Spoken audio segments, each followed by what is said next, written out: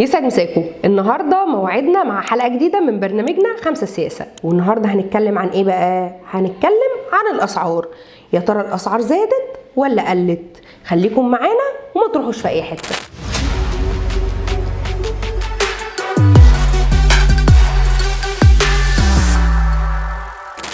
احنا الفترة اللي فاتت سودناها في وشكم وقلنا لكم ان في خوابير كتيرة في 2024، وقلنا لكم ان هيبقى فيه زيادة اسعار كتيرة جدا وفي كل السلع، لكن اللي حصل كان مفاجئ للجميع، وبصراحة كانت مفاجأة سعيدة، ما كانتش مفاجأة سيئة. فاحنا مش زعلانين ان خوابير 2024 تقريبا قربت تنتهي، وبنتمنى ان نمشي على نفس الرتم علشان خاطر ما يبقاش عندنا اي مشاكل في 2024. يعني ايه الكلام ده؟ وده حصل ازاي؟ هقول لكم. تحرير سعر الصرف في خلال الفترة اللي فاتت رغم ان احنا لسه عندنا تضخم الا عمل تنشيط في السوق وساعد على تخفيض بعض الاسعار.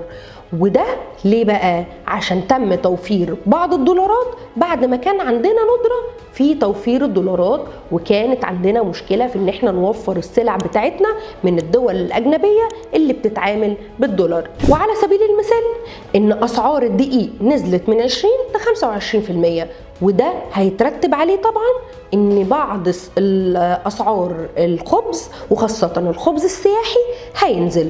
طب ده حصل ولا ما حصلش؟ في القاهرة لسه ما حصلش، لكن في بعض المحافظات حصل. وعلى سبيل المثال اسماعيلية الخبز فيها بعد ما كان ب 2 جنيه رجع تاني لجنيه. طب القاهرة لسه ما زال لحد النهارده ب 2 جنيه، بس بنأمل ان هو في خلال الايام اللي جايه سعره ينزل بعد ما سعر الدقيق نزل. طيب هل الدقيق بس اللي سعره نزل؟ لا، في حاجات تانية سعرها نزل. زي ايه؟ السكر نزل سعره من 35 ل 27 جنيه، والزيت من 45 ل 40 جنيه، والرز من 28 ل 22، والرز المستورد من 25 ل 20، والفراخ نزلت من 115 ل 85 جنيه، والفراخ المجمدة من 125 ل 105. أما البيض بقى من 150 ل 125 في الكرتونة، والمكرونة بقت من 20 جنيه ل 17 ونص. ولسه بنشوف الأسعار هتنزل ولا هتترفع تاني، ودينا مستمرين رغم ان في خبر من قيمة كام يوم كان نازل بيقول ان في ارتفاع هيحصل في السجاير. ومش بس السجاير، ده كمان البن، ارتفاع في اسعار البن اتقالت من التجار قبل العيد، ودلوقتي بيأكدوا عليها ان هيحصل ارتفاع في اسعار البن. هل ده ليه علاقة بالتضخم ولا ليه علاقة ببرضه فكرة تطويل الفترة في استقبال او استيراد البضاعه من بره مصر؟ لان دلوقتي اغلب التجار ما بقوش ياخدوا طريق البحر الاحمر وبقوا ياخدوا راس الرجاء الصالح خوفا من هجمات الحوثيين او من المشاكل اللي حاصله بعد حرب حماس واسرائيل.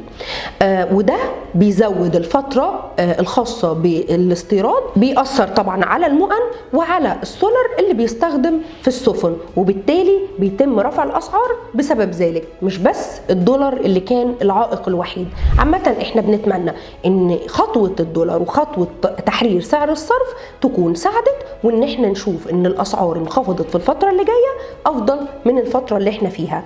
شكرا ليكم، ونشوفكم في حلقة جديدة من برنامجنا 5 سياسة.